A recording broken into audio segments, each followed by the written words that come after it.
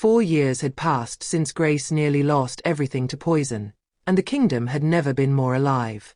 David, now 5 years old, kicked a football across the palace courtyard, his laughter mixing with the shouts of a dozen other children. Mud streaked his clothes. Sweat dampened his hair. He looked like any other boy.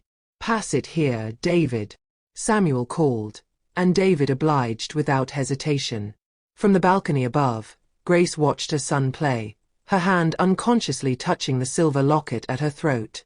Michael stood beside her, his arm around her waist. "Look at him," Grace said softly. "He doesn't even know he's different from them." "That's exactly what we wanted," Michael replied. A servant's voice interrupted their moment. "Your Majesty, Prince Marcus has arrived from London." Michael's body tensed. Grace felt it immediately. "Your cousin Marcus? I thought he was studying abroad." "He was." Michael's jaw tightened. "I haven't seen him in years." They descended to the throne room where Marcus waited. He was tall and polished, every inch the traditional royal in his expensive suit. His posture was perfect, his smile controlled. "Your Majesty." Marcus bowed formally to Michael, then turned to Grace. "So you're the famous Queen Grace, the orphan who became royalty." The words were polite. The tone was not. Grace extended her hand graciously. "Welcome home, Prince Marcus." Over dinner that evening, Marcus's questions began. Casual at first, then sharper. "I hear David attends school with common children?" "At the foundation." "Yes," Grace said. "He learns alongside children from all backgrounds." Marcus set down his fork carefully. Interesting approach. Quite unconventional. After dinner, Marcus walked the palace gardens with Michael, and Grace watched from a distance, her instincts alert. "The boy seems sweet," Marcus said, "but is he learning what a king needs to know? History, diplomacy, statecraft." "He's 5 years old," Michael said defensively. "He's learning compassion." "Compassion is lovely, cousin. But can it negotiate treaties? Can it command armies?" Marcus paused by a fountain. Can compassion alone prepare him to rule? That night, Grace found Marcus alone in the portrait gallery, standing before a painting of Michael's late father. Marcus touched the frame gently. "Don't worry, Uncle David. I'll make sure your legacy doesn't die with a boy raised by servants." Grace's blood ran cold. She slipped away before he could see her, but the words echoed in her mind long after she'd gone. 2 weeks later, Marcus's whisper campaign began in earnest. He attended foundation school with David for a full day, watching everything with those calculating eyes.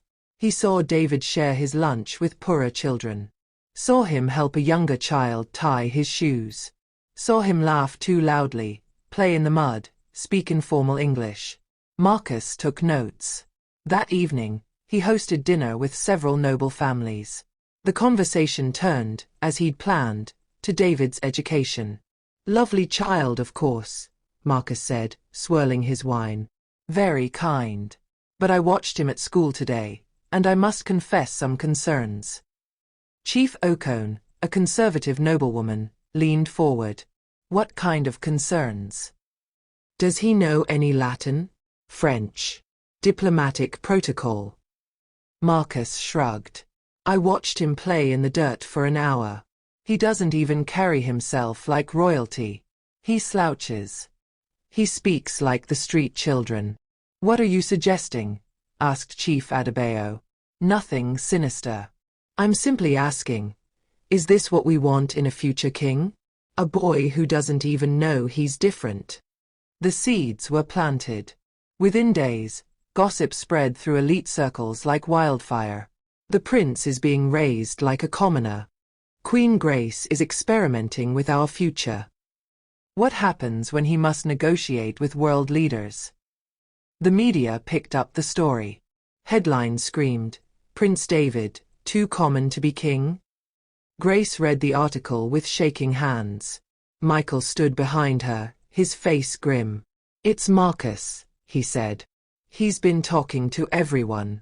Grace confronted Marcus in the palace library that afternoon. Are you questioning how we raise our son? Marcus closed his book calmly.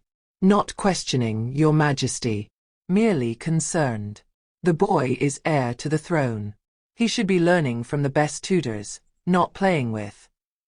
Not what? Grace's voice was steel. Not learning from real people. He should learn how to be king, Marcus said, not how to be ordinary. Being ordinary would be an honor. Being kind matters more than being royal. Marcus stood, meeting her eyes. Does it? When he must make life and death decisions for millions? When he must command armies and negotiate with foreign powers? Will his friendship with orphans prepare him for that? The question hit Grace like a physical blow. It was the fear she'd buried deep, the doubt she'd never voiced. What if she was wrong? That evening, David came home from school upset. Grace found him in his room, tears on his cheeks. What's wrong, baby? Samuel's mom told him he shouldn't play with me anymore, David said, his voice small. She said I'm a prince and they're nobody. But Mama, Samuel isn't nobody. He's my best friend. Grace held him close, but she had no answer that would make sense to a 5-year-old heart. Later that night, Michael found her on the balcony. Maybe Marcus has a point, he said quietly. Not about separating David from his friends, but about adding formal education. Tutors. Languages. Statecraft. Grace turned to him, betrayed. You're taking his side? I'm thinking about David's future. What if we're being selfish? What if we're setting him up to fail because we want him to be something we wished we'd had? The words cut deep because they touched the fear Grace wouldn't name. In his room, David sat alone, staring at a photograph of himself surrounded by Foundation children. His 5-year-old face was troubled, confused. Am I supposed to be different? He whispered to the empty room. The kingdom fractured over the following weeks. Half the people supported Marcus's call for traditional royal education. Half supported Grace's progressive approach. Conservative nobles drafted a petition demanding a formal evaluation of David's education.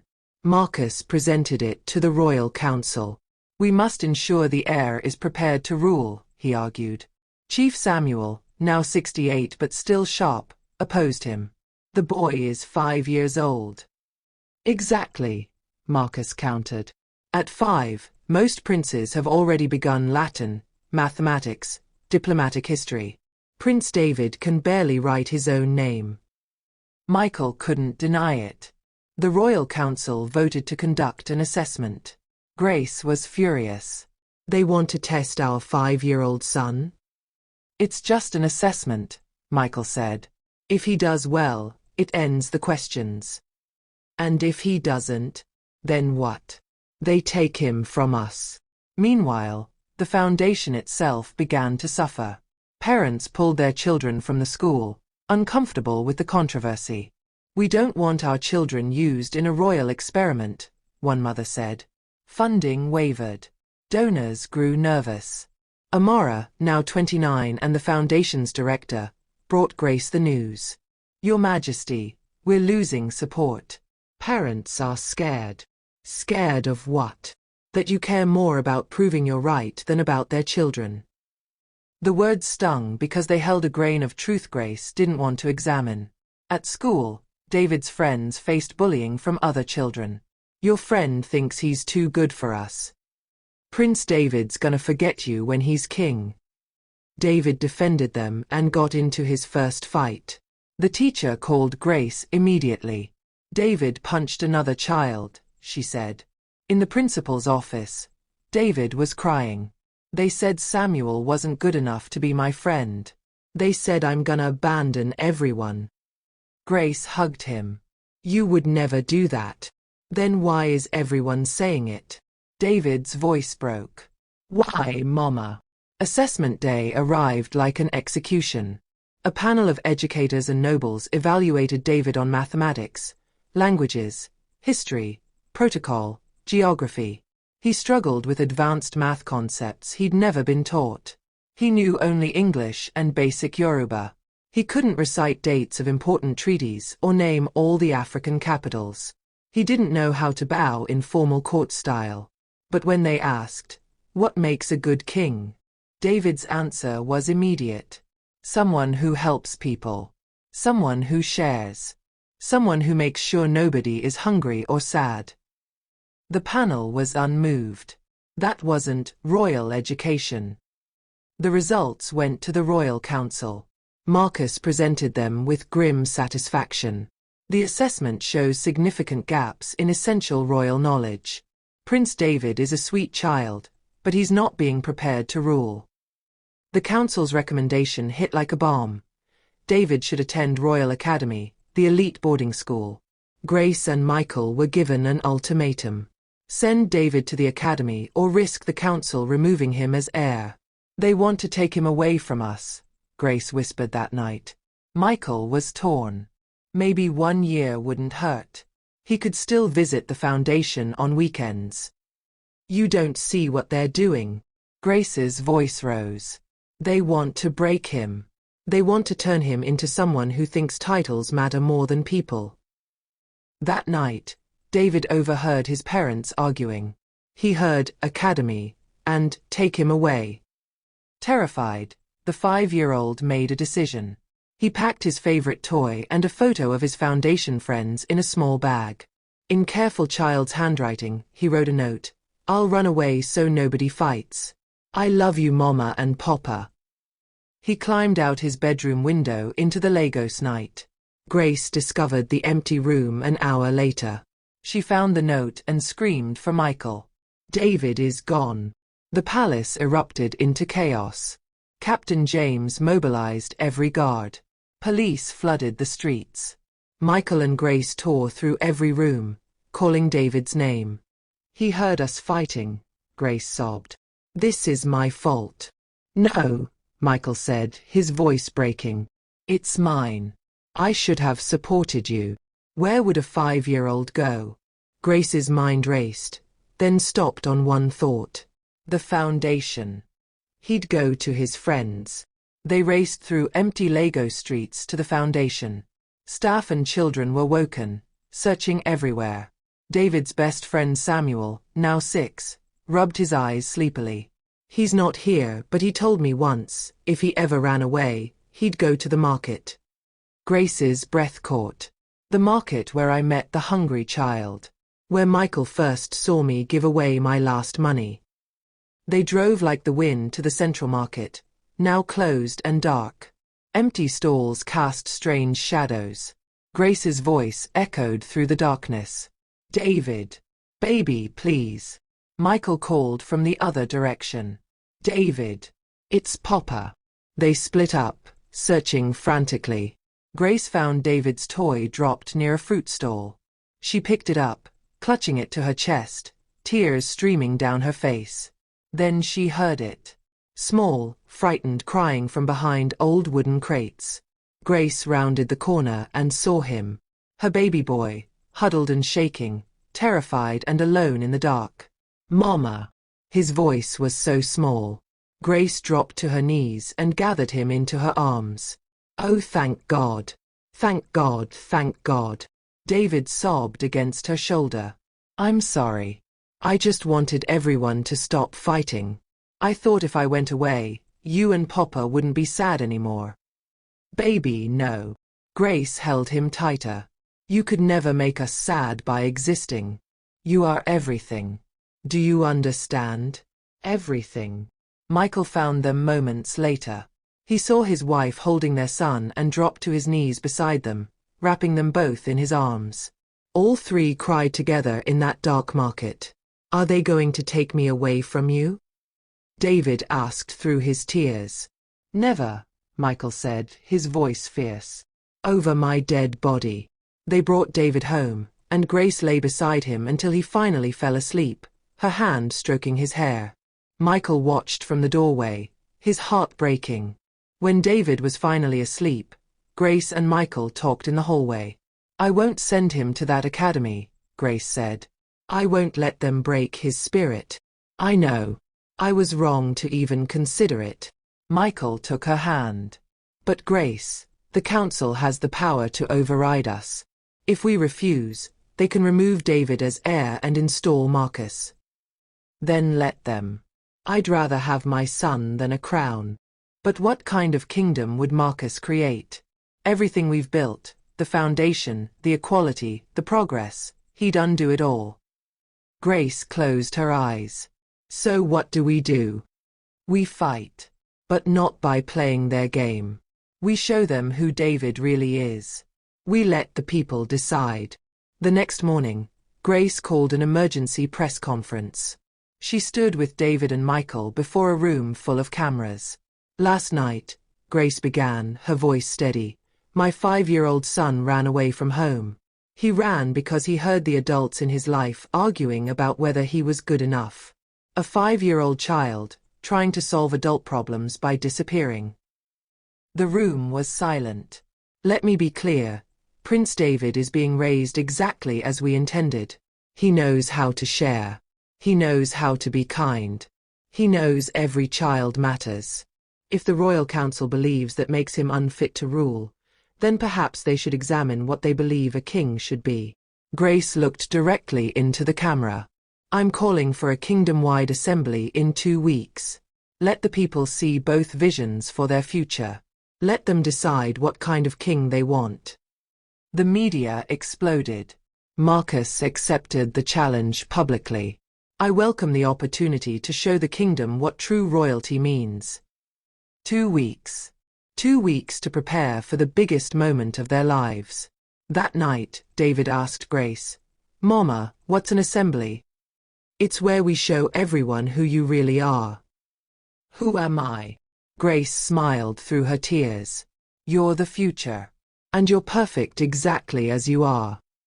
The next 2 weeks passed in a blur. Marcus prepared his case like a lawyer, bringing in young Kofi, a 6-year-old noble boy, to demonstrate proper royal upbringing. Kofi spoke 3 languages fluently. He knew protocol perfectly. His posture was impeccable, his manners flawless. But when he dropped his napkin during a demonstration, he snapped at a servant to pick it up. Marcus saw nothing wrong with this. Grace, meanwhile, refused to coach David. I won't turn this into a performance. He is who he is. But she did explain what the assembly meant. People want to see if you'll be a good king someday. How will they know? David asked. By seeing who you are inside. Foundation children rallied around David, making cards and practicing songs. But some parents kept pulling their kids from school. David noticed his class getting smaller. Mama, why don't some kids come to school anymore? Because their parents are scared. Of me. No, baby. Of change. Media coverage intensified. Interviews with both sides flooded the airways. The kingdom was splitting down the middle. Exactly 50% supporting Marcus, 50% supporting Grace. Chief Samuel presented polling data to Grace. Your Majesty, this assembly will decide everything. If people side with Marcus, the council will have public mandate to remove David as heir. I know, Grace said quietly. But I trust the people. A week before the assembly, Marcus visited the palace with an offer. I'll propose a compromise. Send David to Royal Academy for elementary school. He can return to the foundation for secondary school. This way, nobody loses. After Marcus left, Michael actually seemed to consider it. It's not the worst. There is no compromise on who our son is. Grace cut him off. They want to sand down his edges, make him acceptable. That's how it starts. That's how they break children. I'm just trying to protect him. So am I. But we protect him differently. You want to shield him from the fight. I want to teach him to stand in it. The tension between them grew. 2 different approaches to protecting the same precious child. 3 days before the assembly, Marcus released his trump card, a video compilation titled, What Makes a King? It showed historical footage of great African leaders, Then cut to clips of David playing in dirt, speaking casual English, eating with his hands. The contrast was designed to make David look unrefined. The video went viral. Public opinion shifted toward Marcus. Grace watched it with breaking heart. They're making him look like a street child. Amara touched her shoulder gently. Because they're afraid. Afraid he'll succeed and prove they were wrong all along. The night before the assembly, Grace sat with David in his room. "Mama, am I embarrassing you?" His voice was tiny. "The video made it look like I'm bad." Grace took his face in her hands. "Look at me. You are not bad. You are not embarrassing. You are the best thing I've ever done. Tomorrow, people will try to make you feel small. But I want you to remember, being kind is never wrong. Can you remember that?" "I think so." David's eyes filled with tears. "But what if they don't like me?" "Then we'll love you enough to make up for it. Always." That night, Grace stood alone on her balcony at midnight. Michael joined her, taking her hand. "Whatever happens tomorrow," he said softly, "we're together. That matters most. What if we lose him?" "We won't. I promise you we won't." But neither of them could sleep. Tomorrow would decide everything. Assembly Day dawned bright and terrible. National Stadium held 50,000 people, with millions more watching across Africa. Grace, Michael, and David arrived to a divided crowd, half cheering for them, half for Marcus. David wore a simple but nice traditional outfit. Marcus arrived with Kofi in elaborate royal regalia. Chief Samuel presided as neutral moderator. "Today we gather to discuss the future of our kingdom. Two visions have been presented for Prince David's education. We will hear from both sides, then the people will voice their preference." Marcus spoke first, eloquent and powerful. "A king must be prepared from birth for the weight of the crown. Love is not enough. Kindness is not enough. A king must know languages, history, diplomacy, warfare. Must command respect from world leaders." He brought out Kofi, who recited a perfect speech in English, then French, then Arabic. The crowd was impressed. Grace's supporters looked worried. "This," Marcus said, "is what proper royal education produces. Now let's see what Queen Grace's alternative approach has created." Grace stood with David, who was terrified, clutching her hand. "I won't speak for my son," she said simply. "I'll let him speak for himself.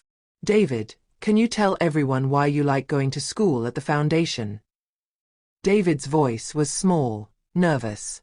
"Because my friends are there. And we learn things. Like how to read. And how to be nice to each other." The crowd was quiet. He wasn't impressive compared to Kofi. Marcus smiled. This was going as planned. Then Grace asked, "David, what do you think a king should do?" David thought, then answered in his simple, honest way. "Help people who are sad or hungry. Make sure everybody has friends. Share with people who don't have enough."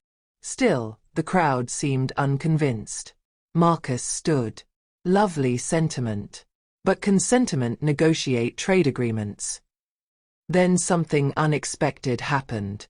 A man in shabby clothes stood from the crowd.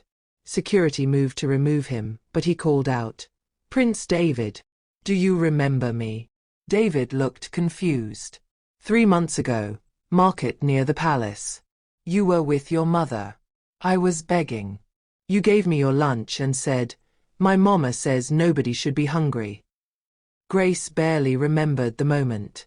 To her, teaching David to share was just normal parenting. "That lunch was the first food I'd had in 2 days," the man continued, his voice breaking. "But more than that, a prince saw me as human, not invisible. That's the kind of king I want." The crowd murmured, shifting. Then the foundation children stood as a group. Samuel, David's best friend, spoke with the courage only a 6-year-old can have. "David shares his snacks every day. When I was sick, he visited me and brought his favorite book. He doesn't act like he's better than us. Because we are friends. More testimonials came. A young girl, David helped me learn to read when I was too scared to ask the teacher. Another boy, David always picks kids for teams who usually get picked last. These weren't impressive like speaking 3 languages. But they were real. Then elderly Mrs. Johnson, now 75, stood with difficulty. I've known Queen Grace since she was an abused child locked in an attic. I've watched her transform from victim to queen who changed a kingdom. Prince David is learning from her, not just how to be king, but how to be human first. That's what this kingdom needs. The crowd was beginning to shift. Grace could feel it. Then came the moment that changed everything. A little girl, maybe 4 years old, wandered onto the field. Lost, separated from her parents, crying. Security didn't see her immediately. David did. Without thinking, he broke away from Grace and ran to the little girl. He knelt down to her level. "Are you lost?" The girl nodded, scared. David took her hand gently. "It's okay. I'll help you find your mama." He led her toward a security officer. 50,000 people watched in complete silence. "Excuse me, sir," David said politely. "Can you help her find her mama? She's scared." "Of course, Your Highness." David turned to the girl. "See. He'll help you. You're going to be okay." The girl hugged David before leaving with the officer. David walked back to Grace, completely unaware he'd done anything special. Mama, she was lost. The stadium erupted in applause. Not planned. Not coached. Just a 5-year-old seeing someone who needed help and helping. Grace had tears in her eyes. Marcus's face fell. He couldn't compete with genuine compassion. Chief Samuel called for the vote. Who supports Prince David continuing his current education? An overwhelming majority raised their hands. Who supports the alternative proposal? Only a small minority. The people have spoken. The Royal Council must honor the public will. As the crowd celebrated, David looked up at Grace, confused. Did I do something wrong? Was I not supposed to help her? Grace knelt and hugged him tight. No, baby. You did exactly right. You just showed everyone what a real king looks like. The day after the assembly, the Royal Council convened in emergency session. Marcus addressed them, his voice tight. The people were swayed by emotion, not reason. A kind child doesn't necessarily make a capable king. Chief Samuel interrupted. The people have spoken. That is the end of discussion. Conservative nobles protested, but the vote was called. Even some conservatives couldn't ignore the overwhelming public will. Motion passed. David confirmed as heir, current education approved. But the council added a requirement. Prince David must receive supplementary education in royal history, languages, and protocol, in addition to foundation schooling, not replacing it. Grace could accept this compromise. He can have tutors for certain subjects while still attending the foundation. Michael agreed. It's actually not a bad balance. As Marcus stood to leave, Grace stopped him. Marcus. A moment. In the corridor, away from others, they spoke honestly for the first time. You won, Marcus said. Congratulations. I didn't want to win. I wanted David to be himself. Marcus was quiet for a long moment. That little girl yesterday. When he helped her. I realized I would have walked past her. Not because I'm cruel, but because I wouldn't have seen her as my responsibility. That's what I was taught. Royalty maintains distance. That's what I was taught too, Grace said softly. By cruel people who wanted me to feel small. David is being taught that everyone is his responsibility. Not because they're beneath him, but because they're equal to him. That's a heavy burden for a child. It's a heavier burden to be king without humanity. Marcus studied her face, then made a decision. What if I stayed? Taught him the traditional subjects, languages, history, military strategy. Not to replace your values, to supplement them. Grace was genuinely surprised. You'd do that? After everything? I love this kingdom. If David is truly the future, I'd rather shape that future than oppose it. Grace extended her hand. Then welcome to the team. They shook hands, former adversaries becoming allies. The formal announcement came that afternoon. Royal Council confirmed David as heir. Marcus appointed as David's tutor for traditional royal subjects. David would attend foundation school and receive private lessons from Marcus. The kingdom celebrated. The foundation children threw a surprise party for David. Our friend is staying. That evening, Grace and Michael put David to bed together. Papa, what's Latin? David asked, yawning. Michael laughed. Something you're about to learn from cousin Marcus. But I still get to go to school with Samuel and the others? Every single day, Grace promised.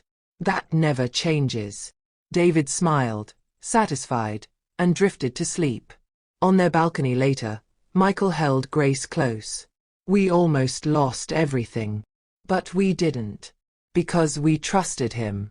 Because we trusted that who he is, genuinely, would be enough. You were right. About all of it. We were right. Together.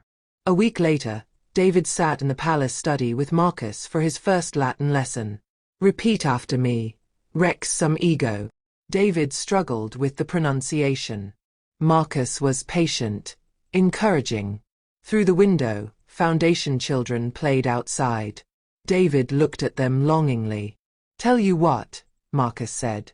Learn 5 Latin phrases, then you can join them. David's face lit up. Really? Really? Even kings need recess. David applied himself with new determination. He learned the phrases quickly, and Marcus was genuinely impressed. Well done, Your Highness. You've earned your break. David ran to join his friends. Marcus watched him play, a small smile on his face. Maybe the Orphan Queen knows something after all. 3 months later, Royal Academy invited David for a special visit. Since you won't be enrolling, we'd like Prince David to address our students. Grace was suspicious but agreed. David was nervous as they drove to the prestigious school. What should I say to them? Just be yourself. Tell them about your school. Royal Academy was magnificent, beautiful buildings, pristine grounds, wealth evident everywhere. Students in perfect uniforms greeted them with impeccable manners.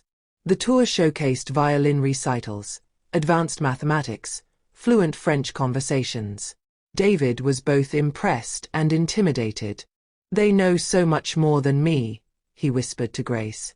Then came the assembly where David would speak to 200 academy students from wealthy, noble families. David stood at the podium, Grace in the audience. His speech was partly memorized, partly from his heart. Hi. I'm David. I go to foundation school. I'm learning to read and write and do math. But I'm also learning other things.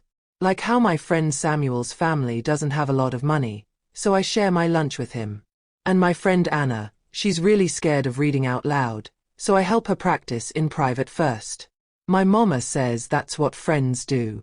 She says being a good friend is just as important as being smart. The academy students listened politely but clearly thought he was beneath them. During the Q&A, a 10-year-old lord asked, "Do you know Latin?" "A little. Cousin Marcus is teaching me. Rex sum ego, I am king. Well, I will be someday." The students smirked. "I've known Latin since I was 6. Another asked, "Can you play any instruments?" "No. But I can play football really well." The students laughed. Not mean, but dismissive. David was shrinking, feeling inadequate. Then a shy 6-year-old girl named Chinyu stood up, her voice trembling. "Prince David, do you really play with children who aren't noble?" "Yes. They're my friends." "I don't have any friends here," Chinyu said quietly. Everyone is very smart and can do lots of things. But nobody ever plays with me because I'm not as good as them. The assembly fell silent. David looked at Grace, who nodded encouragingly. That's not true, David said firmly. You are good. You're good at being you. That's the most important thing. At my school, we don't care if you're good at stuff. We care if you're nice and if you share and if you help when someone falls down. Would you like to come visit my school sometime? You could play with us. Chinyu's face lit up. Really? I could. Of course. Everyone is welcome. The headmaster cleared his throat, uncomfortable. But other academy students looked thoughtful. One boy said slowly, I've never invited anyone to play who wasn't from a noble family. I never thought I could. After the assembly, several students approached David with questions. Do you really play with everyone? Aren't you afraid they won't respect you? David's answer was simple. Why wouldn't they respect me? I respect them. The headmaster spoke to Grace privately. Your son is unusual. Thank you. That wasn't necessarily a compliment. But some of our students seemed quite affected by his message. Perhaps we've been too focused on excellence and not enough on humanity. It's never too late to change, Grace said. Driving home, David was quiet. Mama, those kids are so smart. They know so many things I don't. That's true. But you know things they don't. You know how to see people. How to make someone feel like they matter. That's harder to learn than Latin. Do I have to learn Latin anyway? Grace laughed. Yes. Cousin Marcus will be very disappointed if you don't.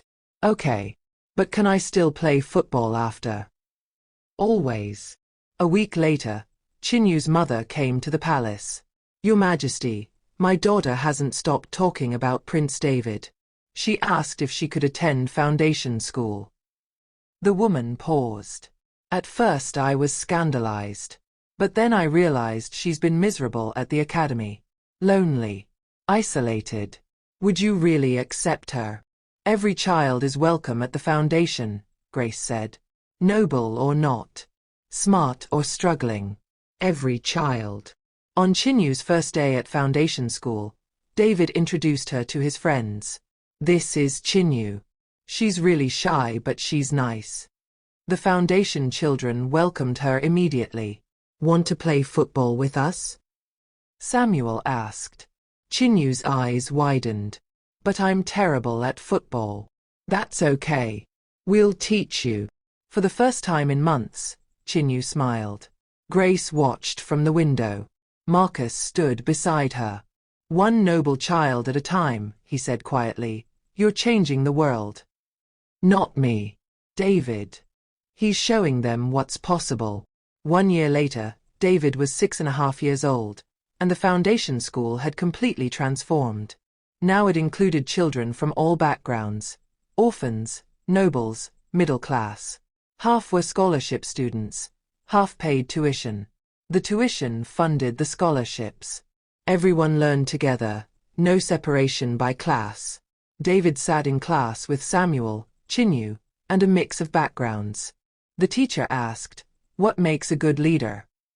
David raised his hand confidently. "Someone who listens to everyone, not just people like them." Chinyu added, "Someone who shares power, not keeps it all." Samuel said, "Someone who remembers where they came from." The teacher smiled. All excellent answers. Across the kingdom, Grace's model was being replicated. 3 new foundation schools opened in other cities. Marcus helped establish them.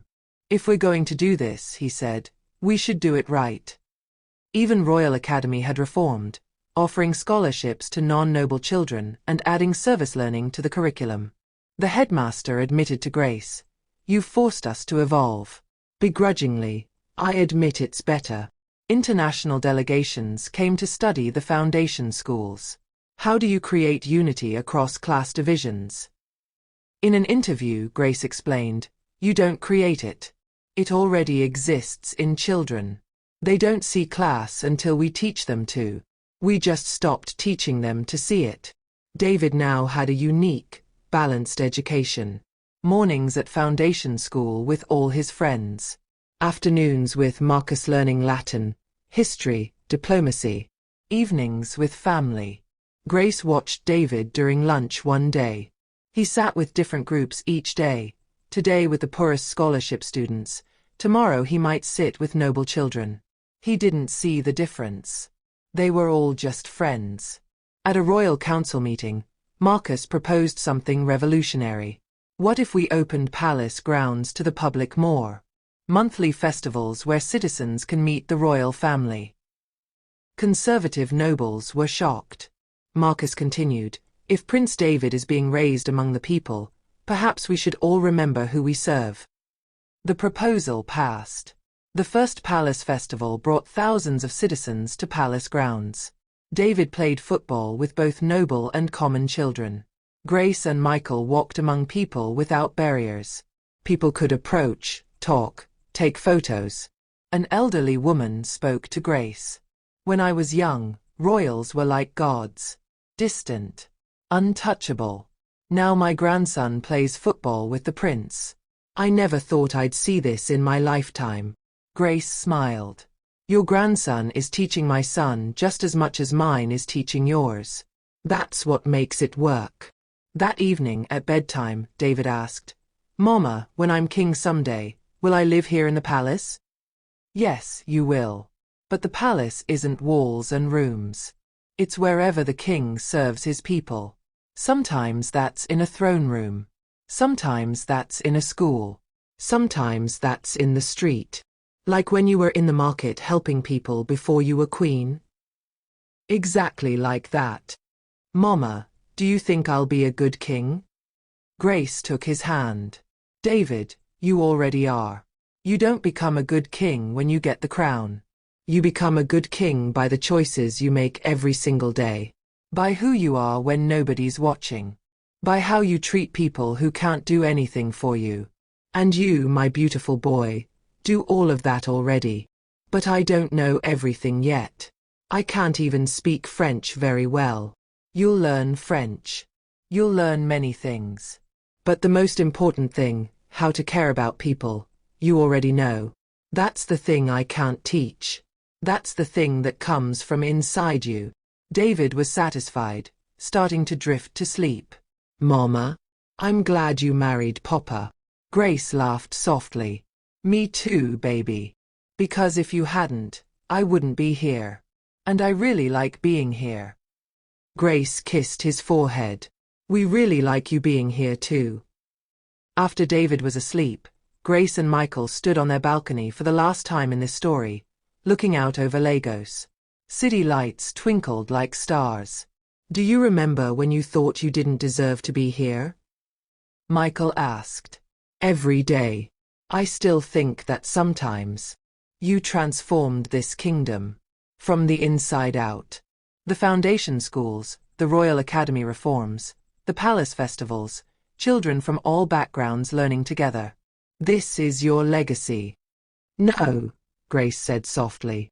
It's David's legacy. It's all the children's legacy.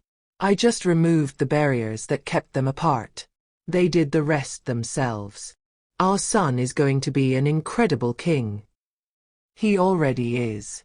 In the ways that matter. They watched the city together. Grace touched her mother's locket, as she always did. Mama, Papa, she whispered. I wish you could see what we built. I wish you could see your grandson. He's everything you would have wanted me to be. And everything I didn't get the chance to be. Michael held her close. They see. Somehow I think they see. Grace's journey, from locked in an attic to transforming a kingdom, reminds us that where you start doesn't determine where you finish.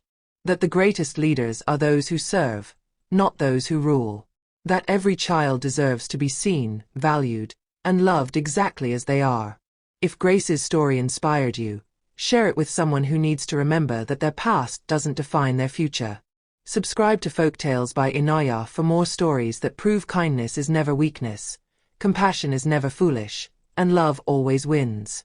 Until next time, remember, Every child is royal. Every single one.